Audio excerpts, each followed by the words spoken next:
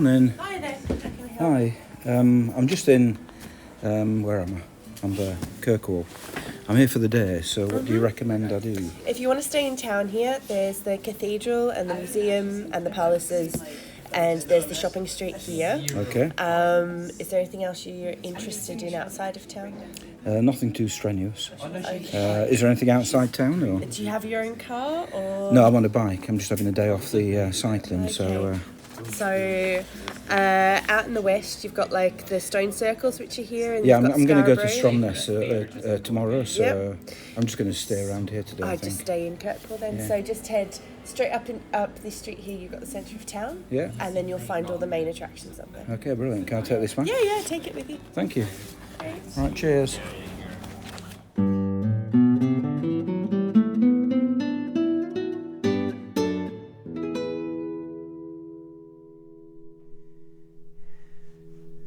This is strange. I thought it was a bush shelter and it had just begun to rain ever so slightly. I thought, I'm going to go and stand in that bush shelter for a few minutes. But it's not a bush shelter. It is, according to the sticker on the outside, a designated cycle parking area.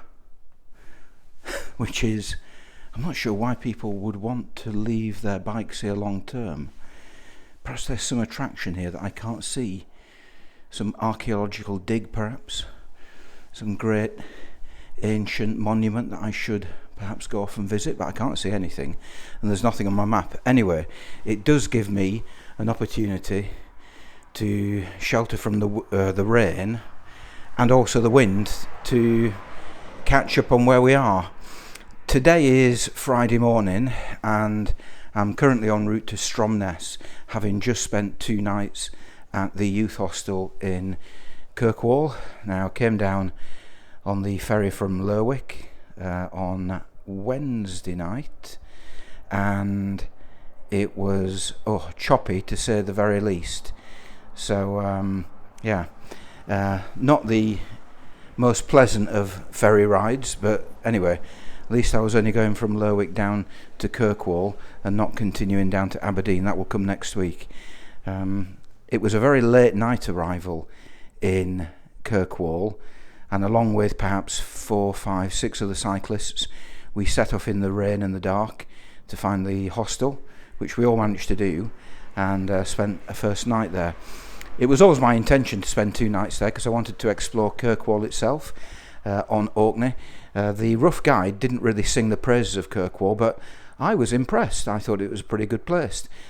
A magnificent cathedral, 880 years old, and it kind of sits a bit out of place in the town of Kirkwall, the city of Kirkwall, I suppose, because it's such a large thing compared to everything around it.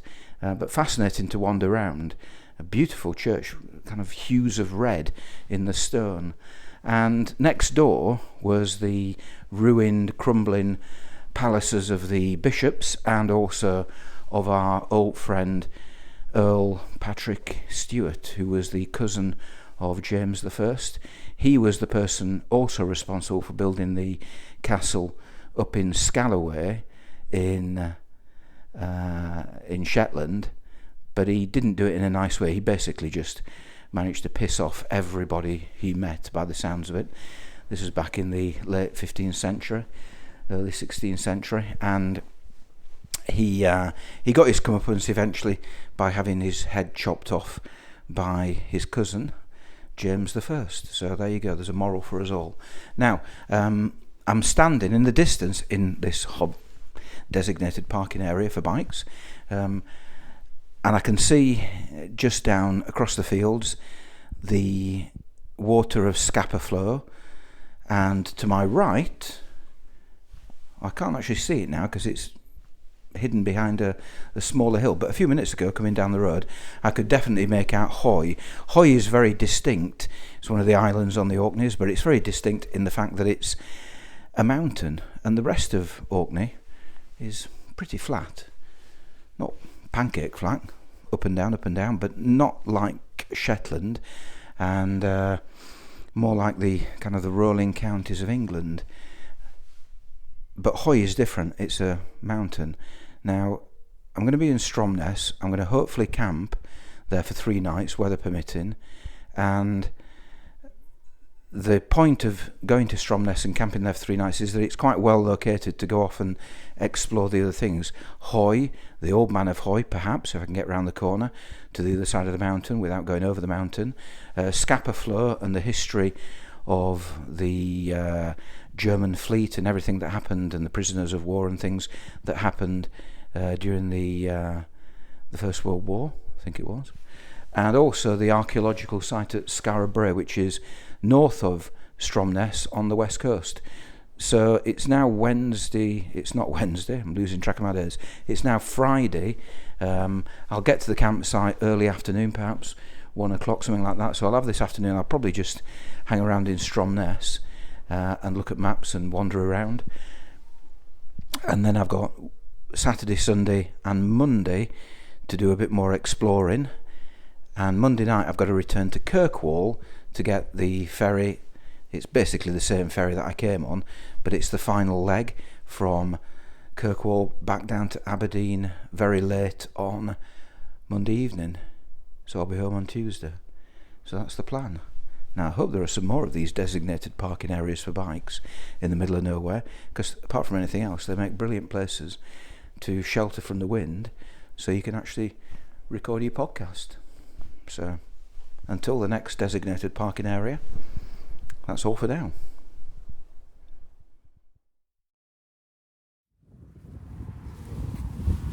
Morning. Good morning. Oh, How's it going? oh, not too bad. A bit windy on the bike, but Just a tad, yes. yeah. But Orkney's always windy on a bike.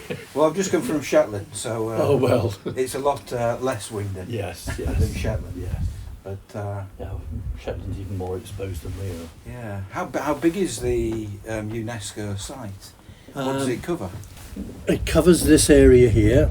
Yeah. There's Stennis there, and the buffer zone runs up this road, up, and comes right the way around and back down. Right. Okay. So So it covers this area. it doesn't cover Skara Brae then? Or? Yes, it does. Ah. Okay. It's a separate part of the World Heritage Site covering Right. Skara Brae.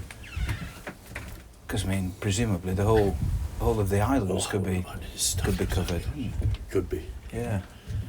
Yeah, we'll make Orkney a World Heritage Site all on its own, I think. Yeah. It deserves it. There is just so much here. And what can you tell me about the Ring of Brough? Third largest stone circle in Britain. Uh-huh. The only two that are bigger than this are the outer ring at Avebury, which is massive, Okay. and the next one is only a metre wider than this, and that's Stanton Drew, between Bath and Bristol. Ah, so where does Stonehenge sit in that list? Way down. Way down, size-wise way down, and age-wise it's a lot younger than these. Right. Okay. The one down the road there, Standing Stones of Stennis, as far as we know, that's the oldest hinged stone circle anywhere. Okay. So how old are these?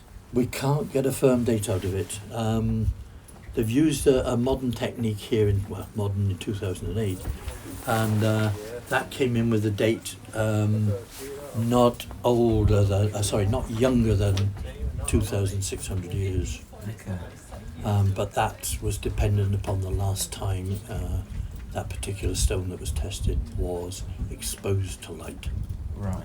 Okay. They took a reading from they excavated the ditch in one place, and they took a reading from the very, very bottom stone of the ditch, and that was the last time that stone saw daylight. Right. But it doesn't mean to say that stone wasn't in the bottom of the ditch. Yeah. Kept spotlessly clean. And have they been rearranged, rebuilt over the centuries? They were in 1906. The Ministry of Works did some work here, and we think they put one or two back up, but not a huge amount, because they're only about that sort of depth. Right. They've just cut slots in the bedrock to drop the stones in. Yeah. So they've cut the slots exactly for each stone. Okay. Because there's a story back at the Stones of Stennis on the plaque about the farmer wanting to get rid of them. Yes. Yeah, no, he blew one up and knocked another one down. Oh, right, yeah. And broke a standing stone away from it. Oh, just vandalism in the estate. Yeah, well, I suppose it was his livelihood, wasn't it? So, so perhaps he had a different view of it. Oh, he obviously did have a different Yeah. view of it, and, but the Orcadians didn't take terribly kindly to it. Yeah, yeah, I love that. Yeah, thank you. Have you got a leaflet or anything? Brilliant. Okay. Okay. Right, thank you.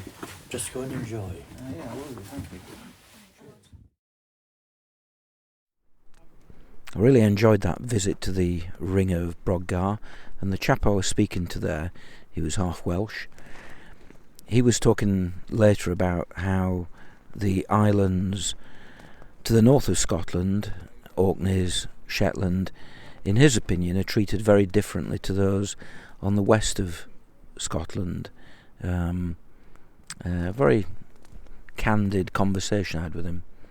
Anyway, it wasn't too long after visiting the Ring of Brough that I was in Stromness, and the first impressions of Stromness were very, very good. After an initial bit which is quite modern, co-op, modern primary school, it soon funnels you into a flagged narrow street that continues for a long, long time up until you get to the end of the well, I suppose it's kind of a spit of land where the campsite is located here on the end of the island, and it's a beautiful place. Lots of interesting arty shops, bookshops, art galleries. There's clearly an artistic community here. I know there are connections with poets.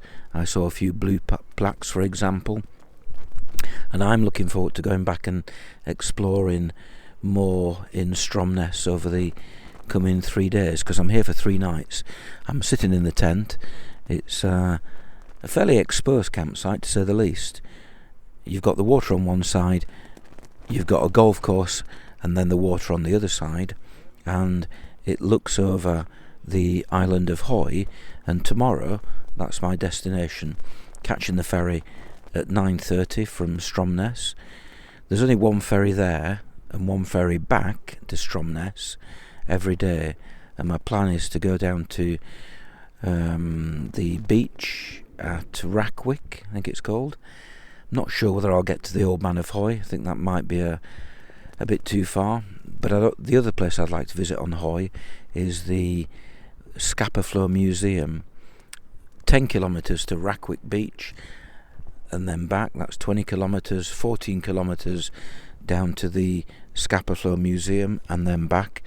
So we're talking 48 kilometres plus time to spend wherever I go. And I've got to be back to take the ferry back to Stromness by 6:30 in the evening. So it will be a timed day tomorrow, and then Sunday, not sure, perhaps up to Skara Brae. The brewery is shut on Sunday. Perhaps I should wait until Monday, because I've got plenty of time before I have to get the ferry from Kirkwall on Monday. So I may on Sunday stick around in Stromness and investigate the museum, the poetry, the galleries. I'm sure they'll keep me occupied for at least the whole day.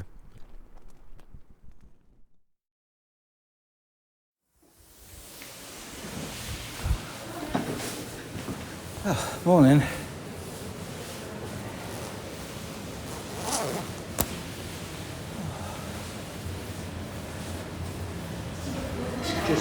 Just. I've cycled down from Linness and we just started at the top of the road, so. But yeah. Are you having coffee or would you like to go around the museum? I'm gonna. Good. I wasn't expecting such a tough question. I'll look around the museum, I think, first. Okay, I'll give you a floor for that. bigger than it looks. Oh, right, okay. Don't worry about it, you don't have to go around the whole thing. Okay. This is us here. I recommend that you follow the arrows around. Okay. It takes you into the original pump house and boiler room. These are all original engines. These are what heated the oil up to pump it up into the tanks. Here we have a VR pod that shows you what Linus was like during the war.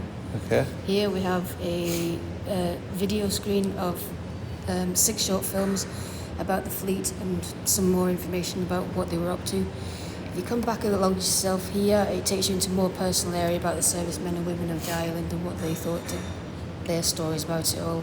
We have a little library area here, and if you go through the orange doors, that takes you to our main exhibition, which is just behind us here. That tells you about the Vanguard, the Royal Oak, and all the disasters that happened. Okay, brilliant, thank you. So what did this building used to be? This is a new. Yeah. The one that you're going to go into was the boiler room and pump station. Right. So the vessels used to come in at the pier here. Okay. The oil used to get transported up the pipes and into the tanks. We had 16 oil tanks. There you go, yeah. So that's what it looked like? Yeah. Yeah, wow. There was over 12,500 men here. Or men and women. Yeah. So, yeah, it's... From what you see it today to what it used to be, it's absolutely mind-blowing. Yeah. Because there's nothing here now. Yeah, and this was mainly... Because Scapa Flow was used in the First World War as well, wasn't it? Yeah, it was, yeah. So did it look like... When is that picture taken That's the from? second. Okay. But the first one, it would have looked similar to that as well. Okay. The oil depot here only got shut down in 1977. Right, So it was okay. up and working up till then.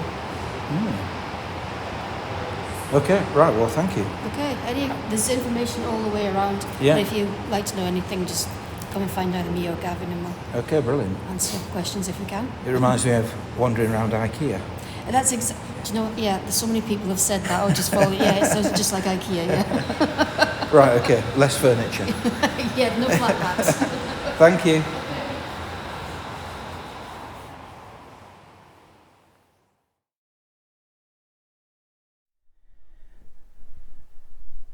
I caught the passenger ferry from Stromness this morning over to the nearby island of Hoy, and I had two things in mind. One was to visit Rackwick beach, and the other was to come down the east coast to visit the Scapa Flow Museum. And I've done the second of those. I've just come out of the museum. It's a really interesting place. Far more to it than simply the scuttling of the German fleet in 1919, which is what I associate with Scapa Flow. It was a naval base throughout the First World War, throughout the Second World War, and then up until the end of the 1950s. And it's a very different place now. Obviously, most of what was here 100 years ago, 80 years ago, has been dismantled and taken away and left in ruins. But there's still bits and pieces dotted around the island, and you notice them as you're cycling down the sentry boxes, the military buildings, guarding what must have been a maze of military infrastructure back during the First and Second World Wars. The chap I spoke to at the end of the museum said that there were 100,000 military personnel on Orkney during the Second World War, which is astonishing. I think that's more than Britain currently has in its military, all three combined services. So it puts things into perspective. And now you look out over Scapa Flow and it's just a quiet stretch of water, an oil rig in the distance waiting to be dismantled, and a few ferries every now and again bringing the likes of me to here.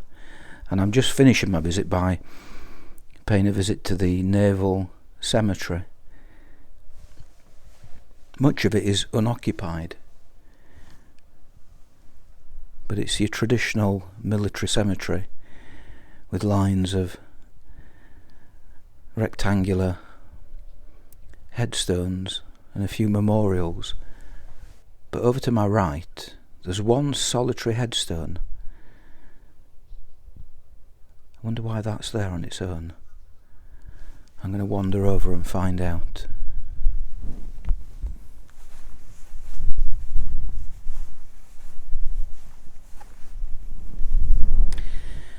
Ah, okay, that's why. It's a German grave. It simply has the iron cross, and then underneath it says Johannes Thill, the 9th of December 1918. So after the end, just after the end of the First World War. And he's here all on his own in one corner of the graveyard, surrounded by green grass. I suppose he's found a home with his fellow soldiers, with his fellow Navy personnel, albeit the ones he was fighting, no doubt.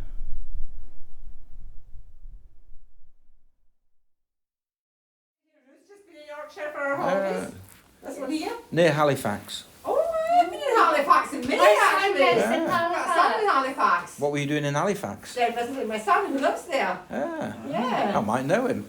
It's quite a big place, isn't it? It's quite big. It is quite big. Yeah. Where does he live in Halifax? He's a constable, no, he's a CID. No, a detective, is what he's called.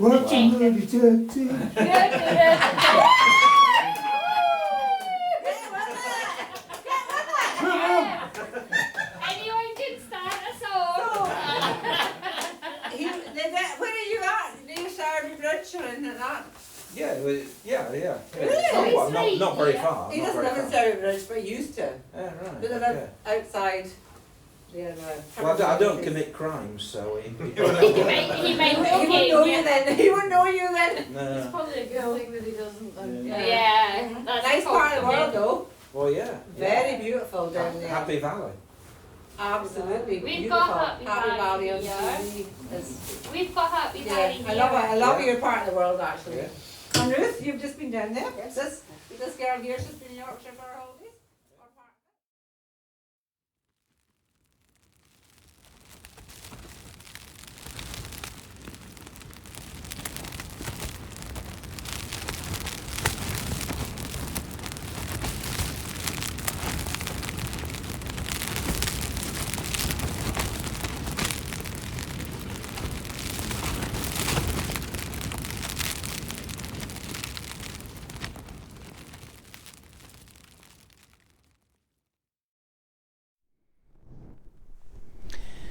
After my visit yesterday to the Scapa Flow Museum and the Naval Cemetery, made my way back towards the ferry landing on the northern bit of Hoy. But before I got there, I did make an effort to cycle the 9-10 kilometres over to Rackwick beach, which was quite spectacular with the high cliffs on either side. But the weather was turning when I got there, so I rapidly made a about turn and came back to the ferry terminal, and fortunately there's a nice little cafe there, and I met up with a few of the other people from the campsite who'd also been on the ferry in the morning. Now, last night, very, very windy in the tent. I don't think I've ever spent a windier night in that tent ever, but I survived, as did the tent. And this morning I've decided to take a day off the bike. I'm not going to go anywhere on two wheels. I'm going to stay on 2 feet. I'm going to stay in Stromness and just have a good wander around and explore all the nooks and crannies, starting with the museum.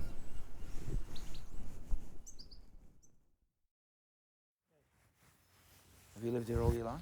Yes. 76 years. So you know Mr. Brown? Mr. Yes. Brown? Yes, I knew him. I used to have a pint with him all the time. Yeah, he came to stay there. I used to live out at the council houses at the other end of the town here. Right. And where I stayed was just at the road goes round like that, and he stayed at the one side and I stayed at the other side. Yeah, right, okay. Have you got one of them? No, I haven't, no. Oh, Yeah. thank you. There's a map inside. Oh, right. Well, I was planning on going to the museum just here, Yeah. but that's really useful. Thank you. Yeah. I'll use that.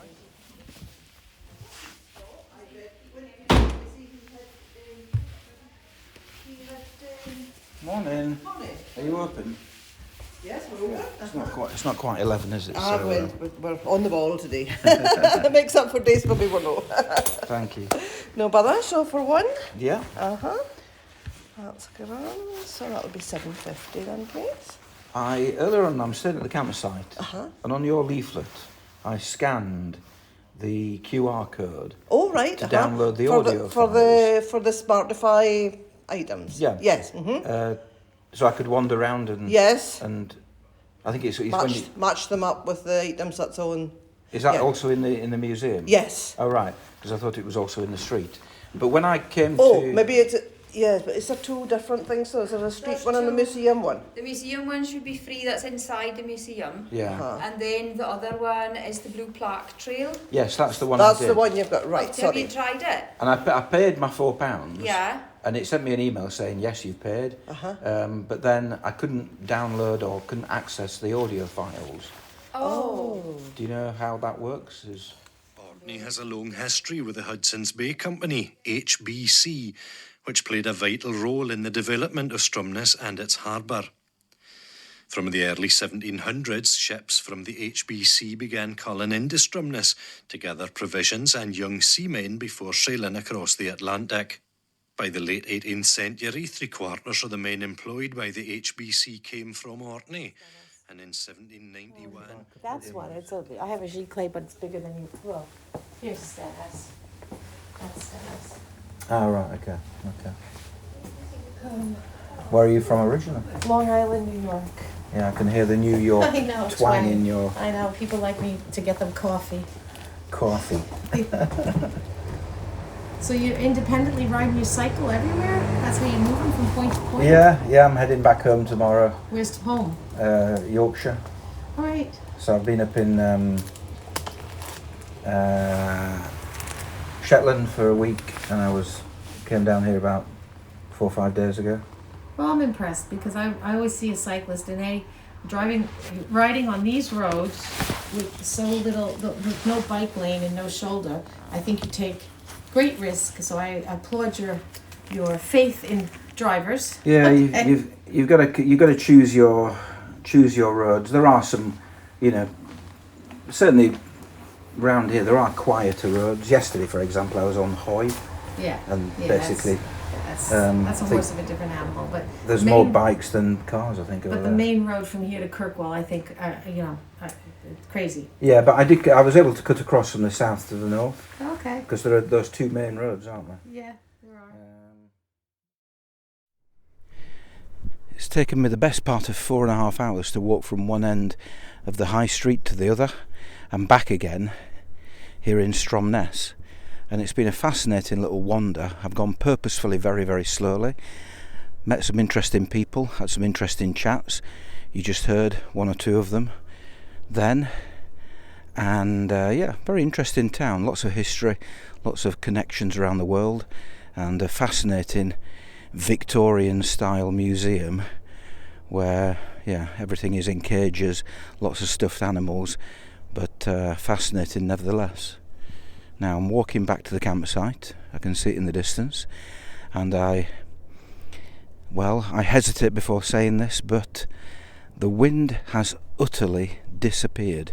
It is simply non-existent compared to last night when it was blowing a right gale to the point where I thought the tent might disappear into Scapa Flow and over the mountain of Hoy. It is just not to be felt at all. It's the stillest of still days, and let's hope it stays that way. I don't think it will, but let's hope it stays that way for my final day, for my final evening on Orkney, which is tonight, and my final day tomorrow, where I've booked in to go and visit Skara Brae, which is just on the west coast, about 10 kilometres north of where I am now. The downside, of course, of the wind having dropped is that the midges have descended, and I can feel my face being scratched and bitten by the little buggers. So back to the campsite to take preventative measures.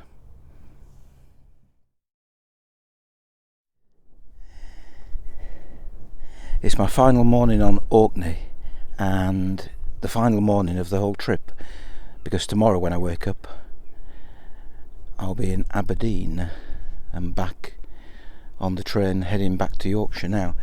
It's going to be a very long day. Woke up this morning in the tent and it was kind of a bit windy and a bit wet, but I looked at the forecast and it said, oh, it's going to be nice all day, very little chance of rain. So far, several rain showers later, I'm not quite convinced that weather forecast is correct, but anyway, I've arrived at Skara Brae. It's quite cold. The forecast says 12 degrees and it said 12 degrees throughout the day, and you can feel it. It's decidedly nippier than it has been in previous days.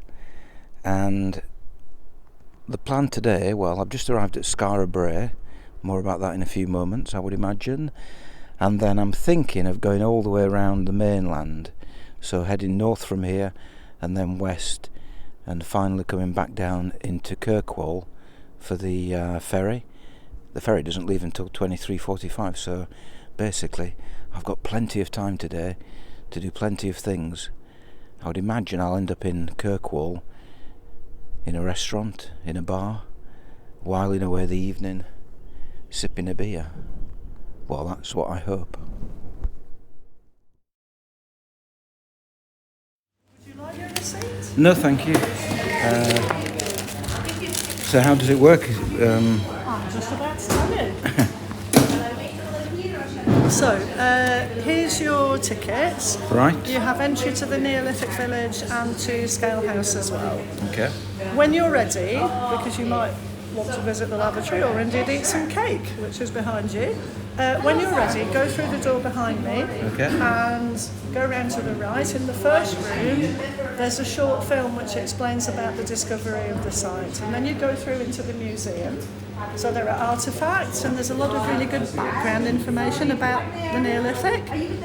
You'll pop out at the back of the gift shop, go outside, and then right in front of you you've got the replica house, which is an exact copy of what one of the houses would have been like when the village was occupied. Okay. So have a look through there. Then you've got a 5-minute timeline walk down to the site itself. When you get down there are 2 stewards on duty who are there to answer any questions you might have, and there are some interpretation boards as well. Then the path takes you over to Scale House and then brings you back here, so it's like 3 points of a triangle. Okay, you brilliant. You can go at any speed, but make sure you keep this because you'll have to show it in both places. And what's in Scale House? The gentleman who is responsible for most of the contents of the house was an antiquarian, so there's all sorts of interesting bits and pieces in there, including, for example, Captain Cook's tea set. There are some artefacts and some more information about the archaeological excavations of the site. If you're into that sort of thing, which I'm not, he's got a gun room. The dining room is still laid out how it used to be when the late Queen's mother used to come and visit, because she used to come and stay there. Yeah. It's also the oldest and most complete 17th century mansion in Orkney, so worth a look. But no connection to Skara Brae, really? Only in the sense that Skara Brae was discovered by the man who lived in the Scale House, and he was involved in the initial protection of the sites and making sure that the stone wasn't robbed out for building and that sort of thing. Okay. Right, brilliant. Thank you. Have a good visit. Thank you.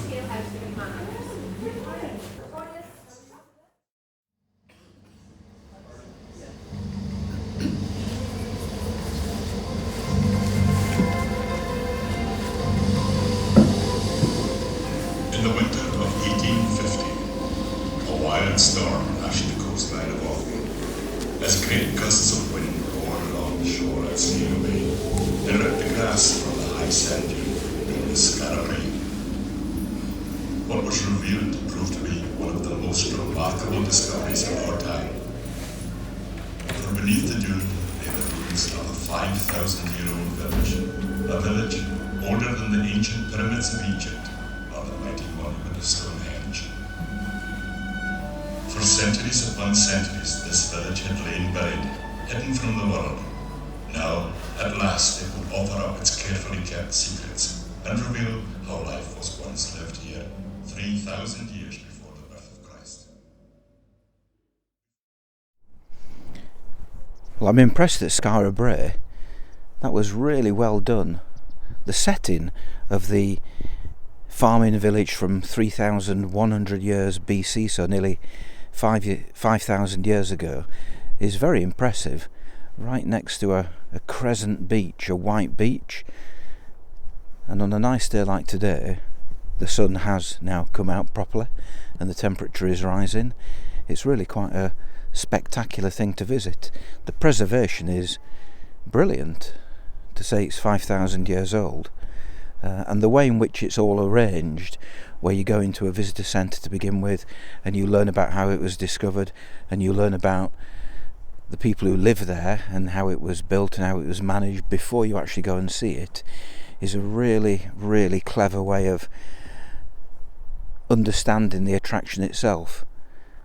Just like when you go to see Guernica in Spain, the big painting by Picasso, it's pretty similar to that. You learn all about it and then eventually you go and see the thing itself. Stonehenge, take note, or certainly, I think things might have improved now, but certainly when I visited Stonehenge 20 years ago, I was singularly unimpressed by the fact that all you did was turn up. There was a porter cabin there, I think, and then go and visit a bunch of old stones. This is how you do it. Skara Brae goes to the top of my must-visit list of Orkney, and probably Shetland as well. So when I get back to the bike, after visiting this little house here, where apparently the Queen Mother used to stay, I'm not going to hang around too long in there, I don't think, but after having taken a cursory tour of that house, I'm going to get back on the bike, and I think I'm going to continue north, although I may change my mind as I cycle. Still got plenty of time. It's probably only about 11:30, 12 o'clock as I speak.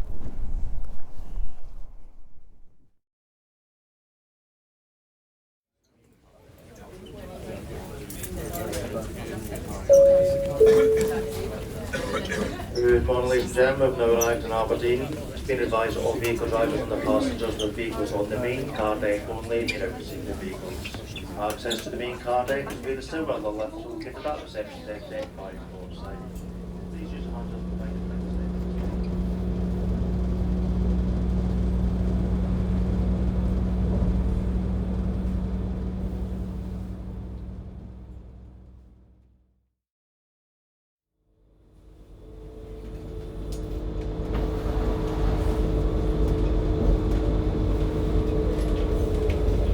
Station stop is Halifax. Mind the gap between the train and the platform edge.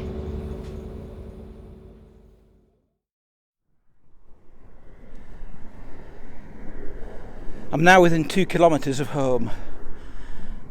24 hours of travelling since arriving back in Kirkwall yesterday. After leaving Skara Brae, I just headed around the coast. It was a really nice, albeit long, cycle, probably the longest of the 2 weeks that I was away. But the highlight of that was the Brough of Birsay, up in the top left-hand corner of the mainland. One challenge remains, to climb the steep hill back to my house. Shetland was pretty hilly, Orkney a little bit, but pretty much flat, far flatter than where I live. So although I may be within a couple of kilometres of my front door, the biggest challenge of this entire 2-week cycle has yet to come.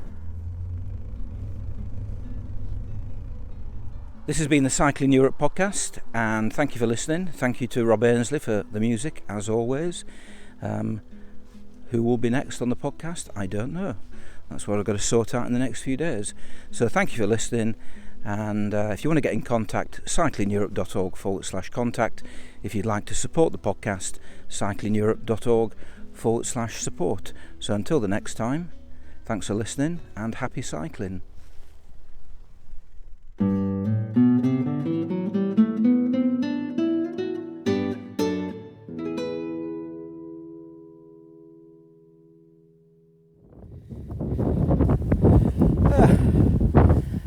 Did it?